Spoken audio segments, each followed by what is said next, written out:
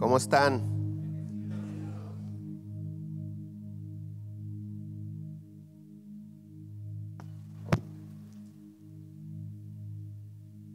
Vamos a orar. Dios, nos ponemos en tus manos para escuchar tu palabra.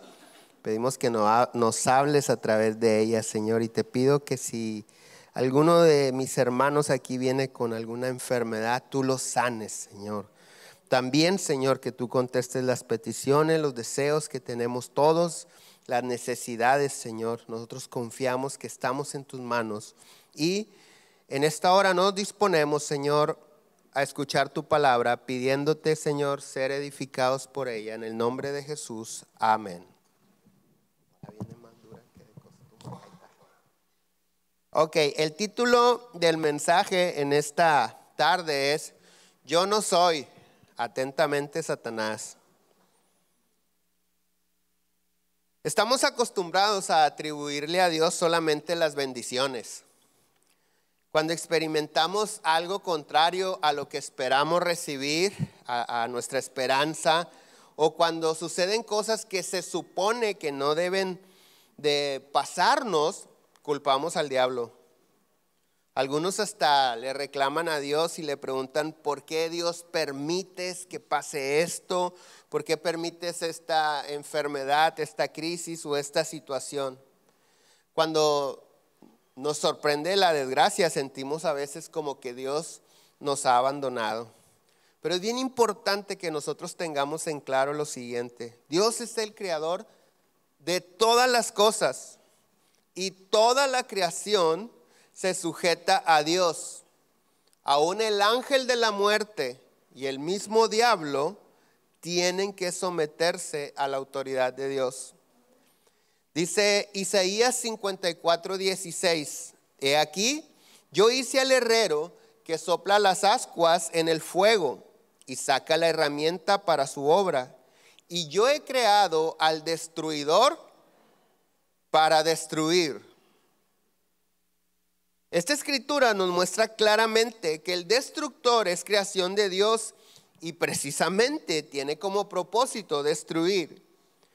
Pero te repito, nada sucede en la tierra si Dios no lo permite. Ni siquiera el diablo puede tocarnos si Dios no lo permite. Vamos a ver una historia en la palabra muy conocida que nos va a ayudar a entender esto. Job capítulo 1, verso 6. Un día vinieron a presentarse delante de Jehová los hijos de Dios, entre los cuales vino Satanás. Y Jehová dijo a Satanás, y dijo Jehová a Satanás, ¿de dónde vienes? Respondiendo Satanás a Jehová, dijo, de rodear la tierra y andar por ella. Y Jehová dijo a Satanás, ¿no has considerado a mi siervo Job, que no hay otro como él en la tierra, varón perfecto y recto, temeroso de Dios y apartado del mal? Respondiendo Satanás a Jehová, dijo, ¿acaso teme Job a Dios de balde? ¿No le has cercado alrededor a él y a su casa y a todo lo que tiene? Al trabajo de sus manos has dado bendición, por tanto sus bienes han aumentado sobre la tierra. Pero extiende ahora tu mano y toca todo lo que tiene y verás si no blasfema contra ti en tu misma presencia. Dijo Jehová a Satanás, he aquí, todo lo que tiene está en tu mano. Solamente no pongas tu mano sobre él. Y salió Satanás de delante de Jehová. Y sabemos lo que pasó. Y si no lo sabes, puedes continuar leyendo en tu casa en algún tiempo el capítulo 1 o 2 de la vida de Job. En un solo día, dice la Biblia que Job, de ser el hombre probablemente más rico sobre la tierra en ese tiempo, quiero decirte algo, Job existió antes de Salomón. Salomón ha sido y será el hombre más rico sobre la tierra. Pero el libro de Job es el libro más antiguo de toda la Biblia. Entonces, en ese tiempo es muy probable que Job era el hombre más rico sobre la tierra. Y la Biblia nos dice la cantidad de miles y miles y miles y miles de ganado que tenía y de tierras y riquezas, etcétera, etcétera. Pero en un mismo día Job pierde todas sus riquezas y aún en el mismo día mueren todos sus hijos. ¿Cómo reaccionaríamos nosotros ante una desgracia de tal magnitud? Fíjate cómo reaccionó Job. Job capítulo 1, verso 20. Entonces Job se levantó y rasgó su manto y rasuró su cabeza y se postró en tierra y adoró. Después de que venía un siervo tras otro dándole mala noticia, decía: las ovejas estaban pastando y vinieron y se las robaron todas y mataron a tus pastores. Y el ganado estaba entalado y vinieron y mataron a los cuidadores y se robaron tus ovejas. Y toda noticia mala tras noticia. Y el último siervo que llega le dice: todos tus hijos estaban en la casa de uno de ellos. De repente vino un viento, se cayó el techo y los mató a los 10. En ese momento, en esa última noticia, sucede esto. Job se levanta, rasga su manto y rasura su cabeza en señal de duelo y se postra en tierra y adora a Dios. Y verso 21 dice: desnudo salí del vientre de mi madre y desnudo volveré allá. Jehová dio, Jehová quitó, sea el nombre de Jehová bendito. En todo esto no pecó Job ni atribuyó a Dios despropósito alguno. Esto es bien importante, porque Job no pecó con sus palabras ni atribuyó despropósito. Quiere decir que Job sabía que todo tiene un propósito divino. Probablemente no lo entendía y no quiere decir que no le doliera. Al rasgar sus vestidos era una señal de luto que se acostumbraba en ese tiempo. El rasurar su cabeza o en ocasiones sentarse sobre las cenizas de un fuego que ya estaba apagado eran señales de luto. Pero estando en medio de su luto, Job bendice a Dios, adora a Dios y acepta la voluntad de Dios. Dice: Dios me dio, Dios me quitó, bendito sea Dios. Ahora, la palabra de Dios nos deja ver que Job no era cualquier persona, malo no era. Era un hombre que cualquiera de nosotros pudiéramos considerar un hombre bueno. El mismo Dios lo dice en el verso 8, dice: ¿no has considerado a mi siervo Job, que no hay otro como él en la tierra? ¿Qué quiere decir esto? Que Job, la vida de Job, era de tal manera que Dios se atrevió a presumirle al diablo la clase de hijo y siervo que tenía en Job. Varón perfecto y recto, temeroso de Dios y apartado del mal. ¿Cuántos de nosotros sentimos que no somos malos, pero realmente nos quedamos cortos comparados con este estilo de vida de este hombre? ¿Cuántos de nosotros decimos: yo no soy tan malo, pero la pregunta es por qué me suceden cosas malas? ¿Con qué propósito? Porque el mismo Job lo dice. Esto tiene un propósito divino que no entiendo. Pero ¿con qué propósito Dios le permite al diablo que mate a los hijos de Job y que le robe todos los bienes? Con el propósito más importante. Porque Job podía ser un hombre temeroso de Dios, pero no lo conocía. No conocía a Dios. Porque aunque Job era bueno y disfrutaba de las bendiciones de Dios, de la cobertura de Dios, el mismo diablo lo dice, no lo conocía. En el segundo round que se avienta el diablo contra Job, la segunda vuelta, regresa el diablo a la presencia de Dios y le dice Dios al diablo: ¿qué onda? ¿Cómo te quedó el ojo? Con todo y que le robaste y mataste a sus hijos, sigue íntegro mi hijo. Y el diablo le dice: sí, pero piel por piel dará el hombre por su vida. Déjame tocarlo. En el primer round Dios le dice: todo lo que tiene está en tus manos, pero a él no me lo toques. ¿Te fijas cómo Dios es el que permite y pone límites? Y en la segunda vuelta, en la segunda visita, tú lo puedes leer en tu casa, le dice Satanás: déjame tocarlo, a ver si no te escupe en tu cara. Y Dios le dice: órale, tócalo, pero no toques su alma, le vuelve a poner otro límite. Y ahora Job no solamente pierde todo lo que él tenía, todo lo que él era, la honra, la dignidad. Dice la Biblia en los siguientes capítulos que la gente pasaba y le escupía en su cara. Terminó viviendo en un basurero, donde en la segunda vuelta Satanás viene y le pone una enfermedad que se llena todo de llagas, y venía un perro y le lamía las llagas. Y aún en ese momento Job mantiene su integridad, pero no conocía a Dios. ¿Sabes? Que el propósito del nuevo pacto es precisamente que todos conozcamos a Dios. Ustedes han oído, han leído en la palabra que existía un pacto que hoy le llamamos el antiguo pacto, y nosotros vivimos en el nuevo pacto. Pero ¿cuál es el propósito o dentro del nuevo pacto?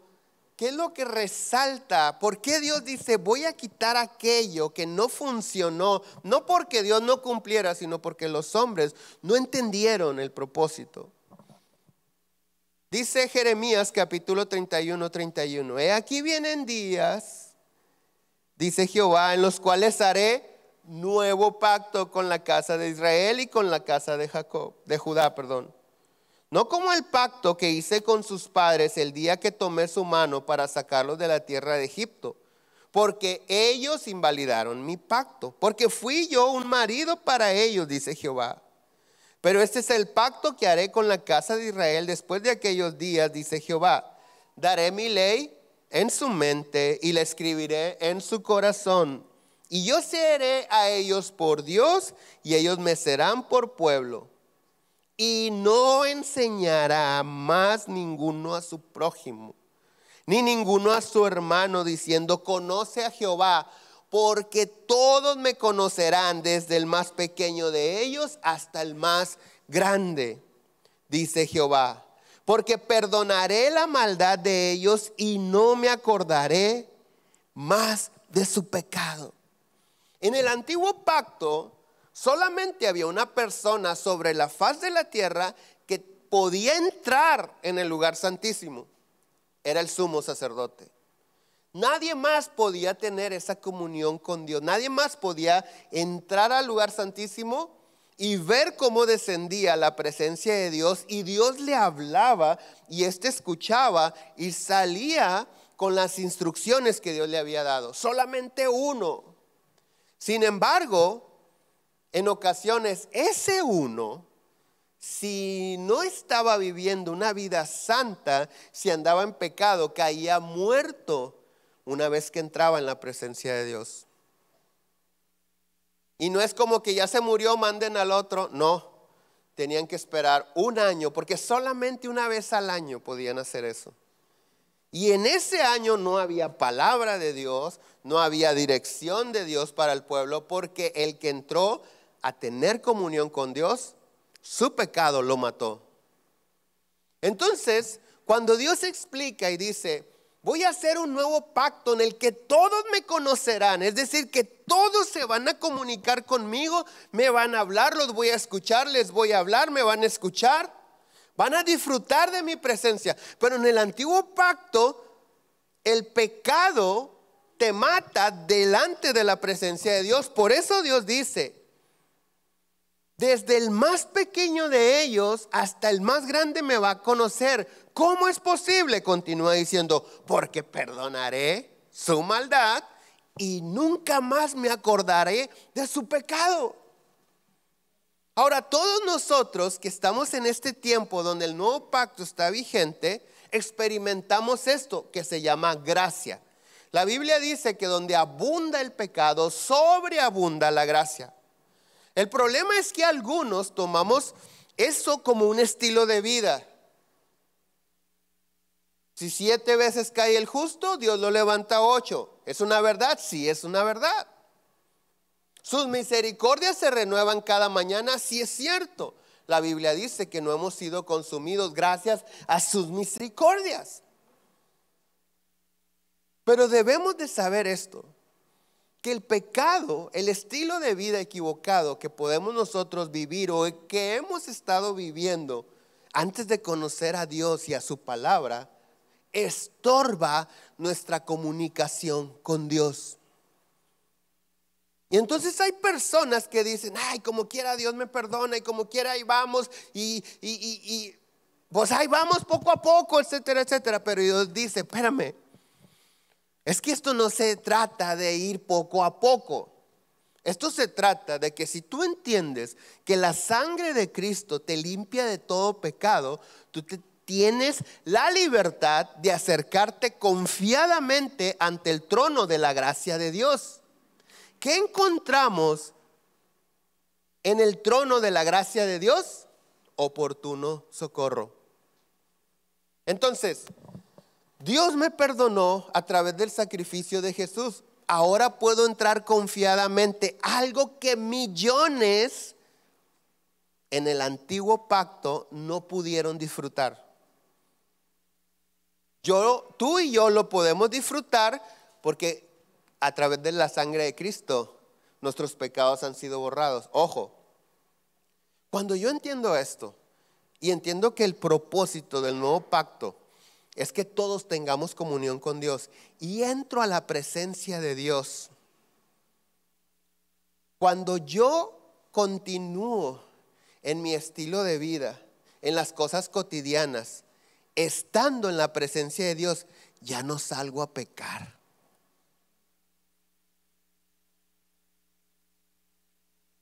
El problema es que nosotros nos sabemos perdonados, sabemos que Dios ha pasado por alto nuestros pecados, pero no nos metemos en su presencia. Por eso seguimos pecando. Y yo no estoy hablando de que no nos vamos a equivocar, porque somos imperfectos y ciertamente vamos camino a la perfección, a la madurez. Pero sí me refiero que aquellos viejos hábitos, las malas mañas, hombre, las cosas que consideramos por algún tiempo normales, que nunca han sido normales, han sido comunes, pero no normales. Cosas que nos habituamos a hacerlas, cuando estás en la presencia de Dios, se te van las ganas de seguir en ese estilo de vida. Y esto es bien importante que nosotros lo entendamos. ¿Por qué? Porque si no estaremos perdiendo la gran bendición que Dios nos da en el nuevo pacto, que es poder entrar en la misma presencia de Dios y escucharlo. Lo he dicho muchas veces, no hay nada contrario a la voluntad de Dios que se resista en su presencia. La enfermedad no puede estar en la presencia de Dios. La tristeza no puede estar en la presencia de Dios. La amargura no puede estar en la presencia de Dios. Entonces, cuando nosotros entramos en la presencia de Dios, todas esas cosas se quedan afuera. Y todas esas cosas, ¿cómo las obtuvimos? Por vivir una vida equivocadamente. Pero algunos, me consta, porque yo he tenido discernimiento en algunas personas que se meten a la presencia de Dios, que realmente Dios los toca impresionantemente, pero cuando salen siguen viviendo en desobediencia. Y entonces, si entraron en la presencia de Dios y su amargura se quedó afuera, la desobediencia los hace venir y decir, bueno, gracias, yo me llevo mi amargura porque es mía. Yo me llevo mi enfermedad. ¿Cuántos han escuchado esas frases? Es que mi enfermedad no me lo permite. Dios es más grande que cualquier enfermedad. Pero hay gente que ya lo ha abrazado. Es que mi dolor, mi pesar, es que mi pasado de sufrimiento, que ya quedó atrás. Hasta el salmista José lo dijo. Entonces, el punto es que mientras nosotros solamente estemos en la misericordia de Dios, en la que hoy fallo y Dios me levante, y doy tantas gracias a Dios por eso, porque yo lo digo, nada más, no tengo ni que decirlo, ustedes lo saben. Si no fuera por la misericordia de Dios, yo sería el primero que no estuviera aquí. Ya dijo amén a alguien por ahí. Ese sabe que sí. Pero no se trata de vivir de misericordia en misericordia. Se trata de disfrutar aquello que, te repito, millones. ¿Sí sabes que aproximadamente Moisés sacó de Egipto aproximadamente 5 millones de hebreos? 5 millones de personas caminaron 40 años por el desierto. Y ninguno de ellos, con todo y que vivieron milagros y vieron el final del imperio más grande sobre la tierra en ese tiempo, ninguno de ellos que caminaron en seco por el mar rojo, que cuando tenían hambre bajaba un pan del cielo y comían, ninguno de ellos, ninguno nunca pudo tener comunión con Dios. Y nosotros sí. Y esto nos debe de llevar más a disfrutar de la presencia de Dios. Ahora, en el último capítulo de Job, que es el 42, Job nos dice de qué se trató toda su desgracia. Job dice en el 42:5, de oídas te había oído. De oídas. O sea, lo que había escuchado de Dios lo había llevado a tener un estilo de vida en temor a Dios, en rectitud, un estilo de vida apartado del mal. La palabra de Dios produce eso en nosotros. La Biblia dice que la fe viene por el oír, y cuando escuchamos la palabra de Dios empieza, porque su palabra, como no vuelve a Dios vacía, empieza a producir lo que su palabra debe de producir en nosotros. Y entonces Job tuvo ese estilo de vida por lo que había oído. Pero en el versículo 5 de Job 42 dice, de oídas te había oído, mas ahora mis ojos te ven. ¿Sabes que dentro de todo lo bueno que dice el capítulo 1 de la vida de Job, hay algo que Job no, que Dios no menciona de Job, pero que después Job lo dice? Job ofrecía muchos sacrificios, sacrificaba demasiados animales para Dios, porque recuerda que en el Antiguo Testamento la sangre de los sacrificios de los animales cubría, no lo quitaba, cubría el pecado que estaba sobre los hombres. Ahí estaba presente, pero Dios decía, ok, me voy a hacer de la vista gorda porque aquí hay derramamiento de sangre inocente. O sea, Dios pasaba por alto el pecado, pero ahí estaba. La sangre de Cristo dice que borra los pecados. Pero dice la Biblia, mismo Job dice que todos esos sacrificios Él los ofrecía porque Él tenía temor de que un día sus hijos hubieran pecado contra Dios y Dios los matara. Entonces, lo que él oía, lo hacía vivir en obediencia, en rectitud delante de Dios, pero no disfrutaba la vida.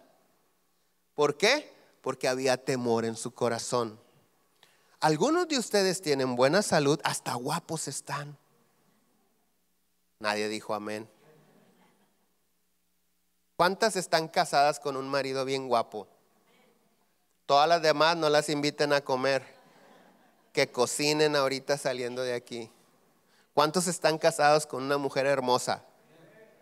Señoras, se lo llevan al restaurante. Hay algunos de ustedes que tienen buena salud. Económicamente no les falta. A algunos hasta les sobra. Dios les ha dado de más. Pero el temor en algunos no los deja disfrutar de las bendiciones de Dios. Y cuando viene la desgracia a la vida de Job, Job dice: me sobrevino lo que tanto me temía. Vino sobre mí el temor al que yo le tenía tanto miedo. El temor se va de nuestra vida cuando nosotros entramos en la presencia de Dios, porque Dios lo llena todo. Y te repito, no hay nada contrario a su voluntad que permanezca delante de la presencia de Dios. Entonces, una vez que Job conoce a Dios, Dios le restituye el doble de todo lo que el diablo le quitó. El doble de todo. En el capítulo 42 tú puedes ver, si tenía 50,000 ovejas, Dios le dio 100,000. Absolutamente el doble de todo. Solamente de los hijos no. De los hijos, tuvo 10 hijos que murieron y después Dios le dio 10 hijos, 7 hombres y 3 mujeres.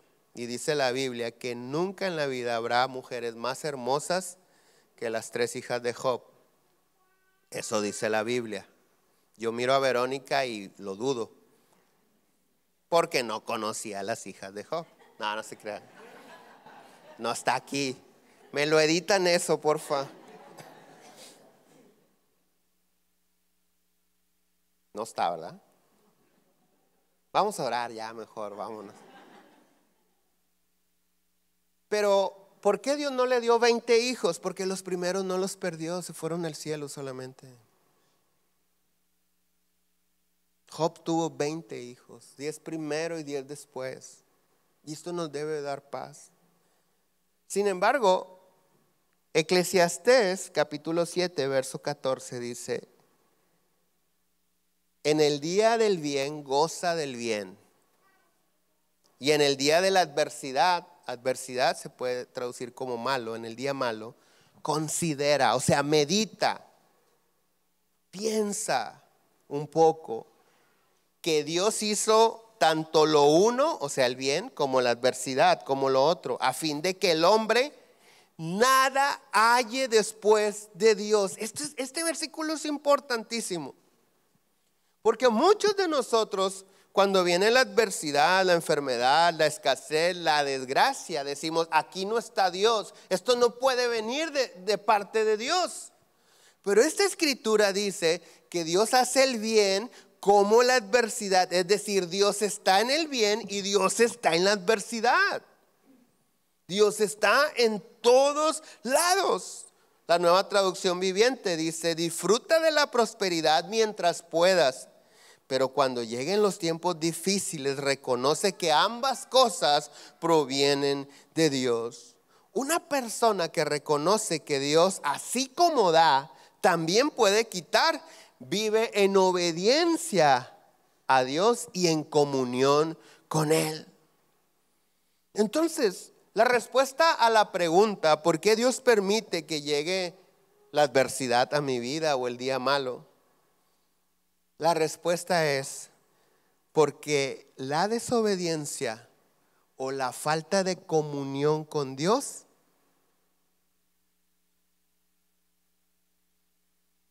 hacen que nosotros necesitemos conocer a Dios.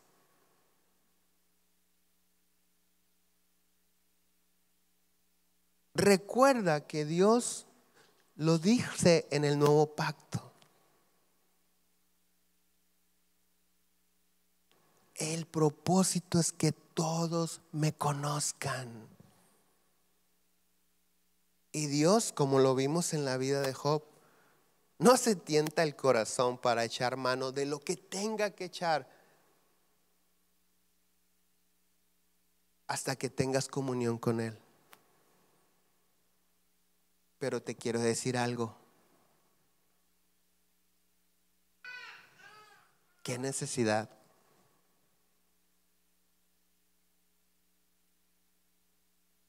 ¿Qué necesidad? ¿Qué necesidad tener que esperarme cuando lo puedo hacer ahorita? ¿Por qué? Porque delante de Dios mi maldad ha sido borrada y puedo disfrutar de su presencia. No es necesario. La desobediencia o la falta de comunión con Dios no es obra del diablo. El diablo dice: yo no soy. Eres tú el que no obedeces. Eres tú el que no te metes a la presencia de Dios. Y Dios es tan explícito en esto que lo dice textualmente en su palabra. Es decir, no requiere interpretación ni de un pastor, ni de un sacerdote, ni de un teólogo. Deuteronomio 6:13 dice: a Jehová tu Dios temerás y a Él solo servirás. Servir en el sentido de rendir culto. Y por su nombre jurarás: no andaréis en pos de dioses ajenos, de los dioses de los pueblos que están en vuestro contorno, porque Dios es celoso. Jehová tu Dios, ¿qué dice? Es celoso. Y en medio de ti está, para que no se inflame el furor de Jehová tu Dios contra ti y te destruya de sobre la tierra. No servir a dioses ajenos, dice. ¿Por qué? Porque Dios es celoso, es decir, Dios no te comparte con nadie. Dios te quiere para Él solo. Y cuando no es así, entonces puede ser posible lo que dice Deuteronomio 6:15. Se inflama el furor de Dios contra ti y puede destruirte sobre la tierra. Por eso es tiempo de quitar de nosotros todo lo que nos estorba la presencia de Dios en nuestra vida. Tenemos que tener bien presente que el pecado, que tus malas mañas, tu mal carácter, no fastidia la vida de tu familia o tu economía, así como que, ay, es que si no te arrepientes te va a ir mal. No, lo más importante que la vida de pecado nos está robando es disfrutar de la presencia de Dios. ¿Por qué? Porque cuando pecamos, el pecado crea una mala conciencia. Y uno de los nombres del diablo es el acusador. O sea, cuando nosotros nos equivocamos y venimos a la presencia de Dios, viene Satanás y dice: ay, sí, ¿lo viste ahorita cantando No hay nada imposible para ti? ¿Lo viste ahorita alabando? Bueno es Dios y todas esas cosas. Sí, ayer estaba cantando las de Bad Bunny. O sea, te acusa, es un chismoso. Pero la Biblia dice que el acusador es echado fuera por medio de la sangre de Cristo. Pero no es como que, ok, ya el chismoso se fue, entonces ya nadie me va a acusar delante de Dios. No se trata si alguien te acusa o no te acusa, se trata que tu misma conciencia no te permite disfrutar de la presencia de Dios. Ahora, es cierto, todos fallamos, cometemos pecados, errores, pero lo primero que hacemos cuando venimos a la presencia de Dios es decir: Señor, tú conoces toda mi vida. Yo reconozco que sigo fallando. Sigo batallando con esto, con aquello, y empiezo a confesar mi pecado. ¿Por qué? Porque la Biblia dice que el que encubre su pecado no prosperará, pero el que lo confiesa y se aparta alcanza la misericordia de Dios. Entonces, una vez que yo reconozco mi pecado y lo confieso, el acusador se va. Y entonces, sin cargo de conciencia, puedo disfrutar de la presencia de Dios. Porque cuando eres libre del pecado, puedes adorar a Dios y puedes servirle a Dios en todo tiempo.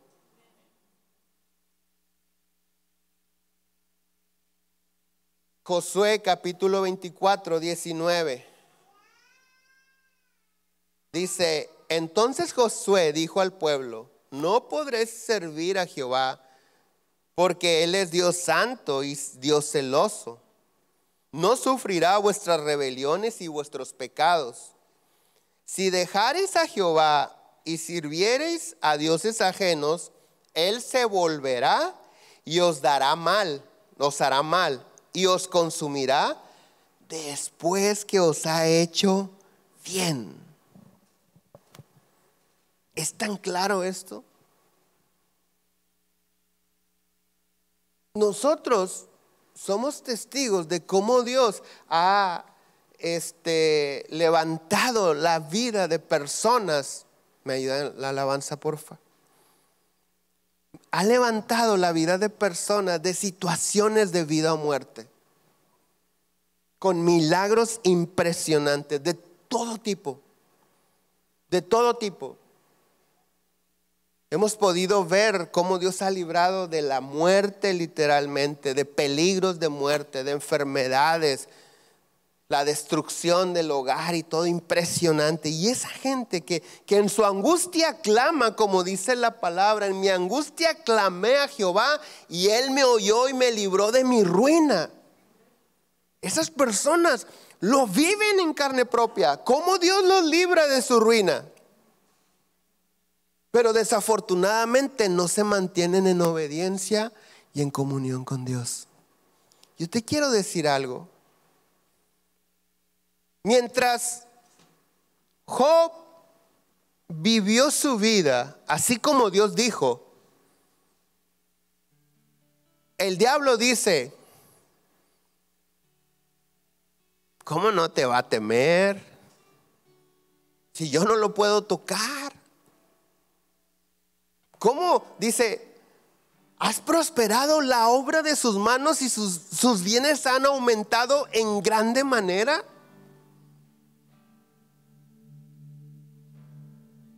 Muchos de nosotros estamos disfrutando eso, la bendición de Dios, la prosperidad de Dios.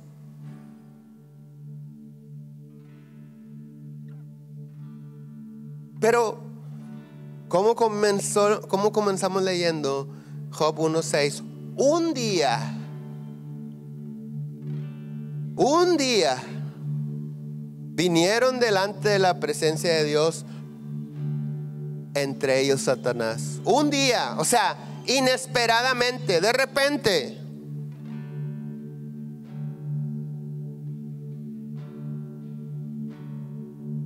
Algo inesperado.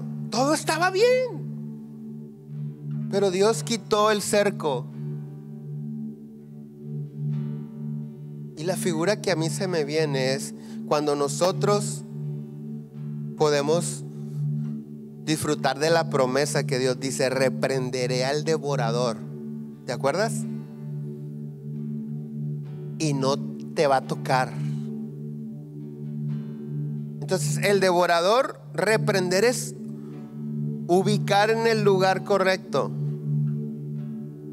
Nuestra obediencia a Dios en las finanzas ubica al devorador en el lugar correcto. ¿Cuál es el lugar correcto del devorador? Lejos de nosotros. ¿Sí? ¿Sí me explico?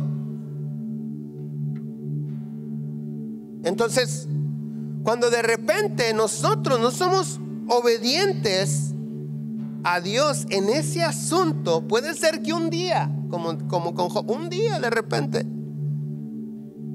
el devorador diga: recuerda que es acusador. Dios, yo puedo estar ahí porque no hay obediencia. Yo puedo estar en esa casa porque no hay comunión contigo, no te conocen. Entonces Dios no hace así como que, no, pues sí, pues ya ni modo, no, pues lo va a matar porque Dios tiene el control. Y entonces Dios permite, como cuando permitió Dios que mataran a su único hijo, perfecto, santo, obediente todos los días, Jesús. Dios permitió al diablo que lo matara. Lo que el diablo no sabía es que Dios lo iba a glorificar, porque para que resucitara de la muerte tenía que morir. Y lo que el diablo no sabía es que le estaba haciendo un favor a Dios. Y eso puede pasar con nosotros.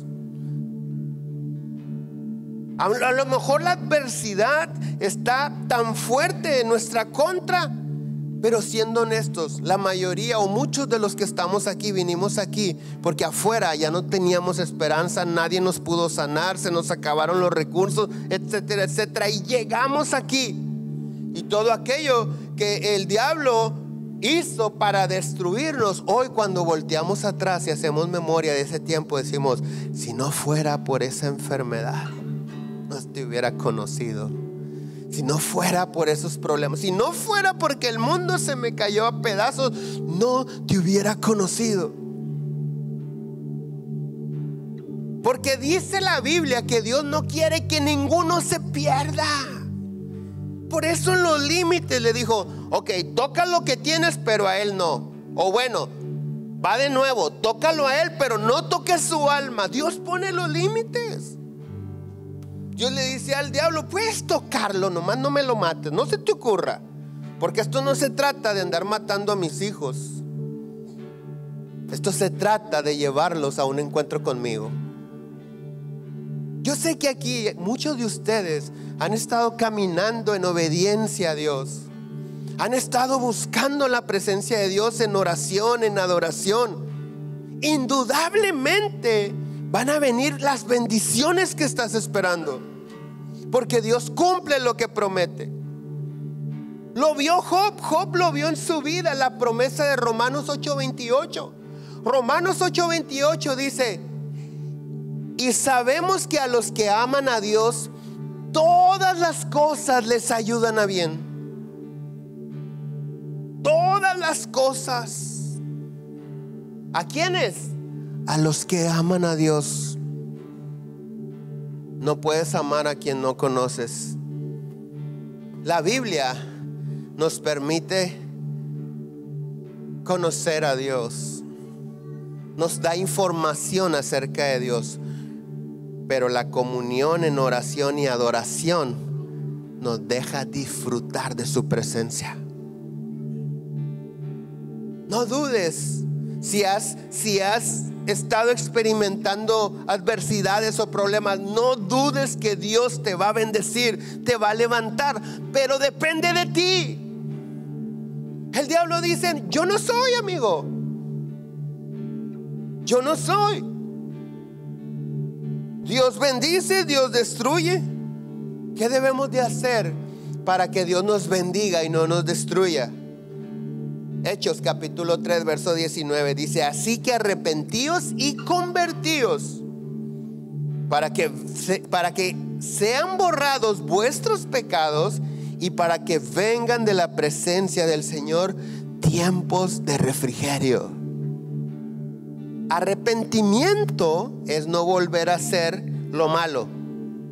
Conversión es hacer lo bueno. Algunos dejamos de hacer las cosas malas porque indudablemente nos traían una mala consecuencia, pero ahí nos quedamos. La Biblia dice: pecado es saber hacer el bien y no hacerlo, poder hacer el bien y no hacerlo. Entonces, esos tiempos de refrigerio de la presencia de Dios vienen cuando yo dejo de hacer lo que no debí de haber hecho nunca y comienzo a hacer, o sea, me convierto en aquello que siempre debí de haber sido. No se trata no nada más de no lastimar a la esposa o a los hijos. No es que ya no les digo malas palabras, pero tampoco les dices buenas. Estás arrepentido, pero no estás convertido. Se trata de no decir, no maltratarlos con tu boca, y demostrarles tu amor con palabras, con abrazos, con hechos. Es una persona que realmente se ha convertido en el hombre o en la mujer que siempre debió haber sido. Entonces, si sientes que necesitas ese tiempo de refrigerio de la presencia de Dios, si de repente sientes que las bendiciones de Dios están tardando un poco más, es necesario buscarlo de corazón y caminar en obediencia a su palabra, pero siempre estar en comunión con Él. Con esto termino. ¿Cómo sé si estoy en comunión con Dios? El significado bíblico de comunión en su primer definición es tener algo en común. Tener algo en común. Dios quiere que todos escuchen el evangelio de Jesucristo, que todos lo reciban como Señor y Salvador. Por eso te digo, tienes que servir a Dios en todo el tiempo. Yo sé que algunos, no por el trabajo, por cuestiones de actividades de los hijos, no tienen la oportunidad de congregarse entre semana y vienen solamente los domingos. Lo entiendo perfectamente. Lo que no entiendo es que no puedas servir a Dios. Eso no lo puedo entender. ¿Por qué? Porque todos podemos servir. Cuando tenemos comunión con Dios, entendemos que lo que la gente necesita es reconciliarse con Dios. ¿Qué te parece si nos ponemos de pie?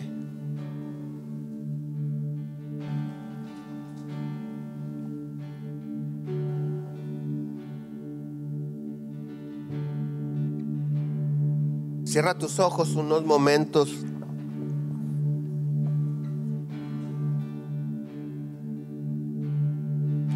Señor, tú conoces nuestra vida, somos imperfectos.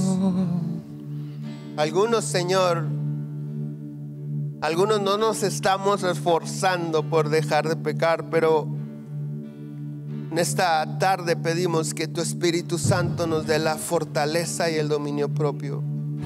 Queremos vivir libres de conciencia de pecado para poder tener comunión contigo mientras crecemos en el conocimiento de tu palabra y en la obediencia a ella. Queremos disfrutar de tu presencia sin que nada nos estorbe, Señor. En esta tarde levantamos nuestro corazón a ti. Queremos ser llenados por tu presencia.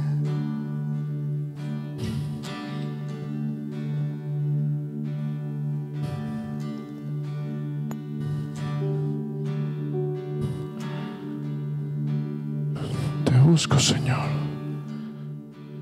Yo te busco. Yo te busco. Dile, con fuego ven. Mi corazón. Dile, yo te busco, Señor. Yo te busco, yo te busco, recibe mi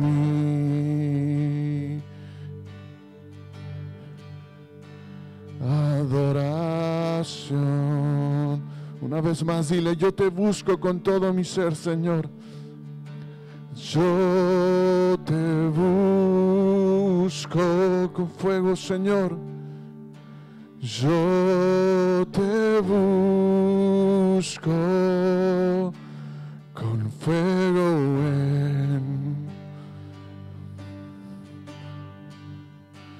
mi corazón. Te buscamos, Señor. Yo te busco, Espíritu Santo. Yo te busco.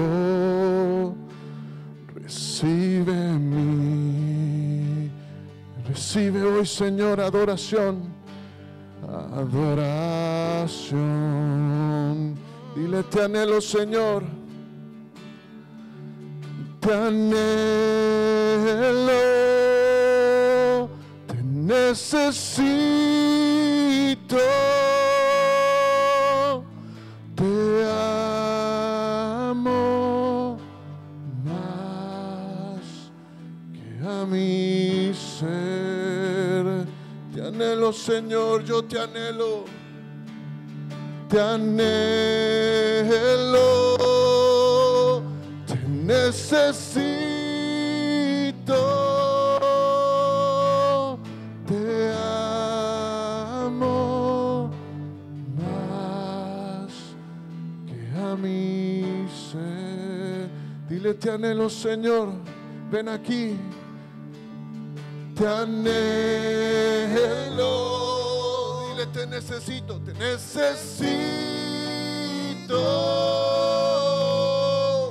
te amo más que a mi ser. Dile, más que a mi ser. Más que a mi ser. Dile, más que a mi ser.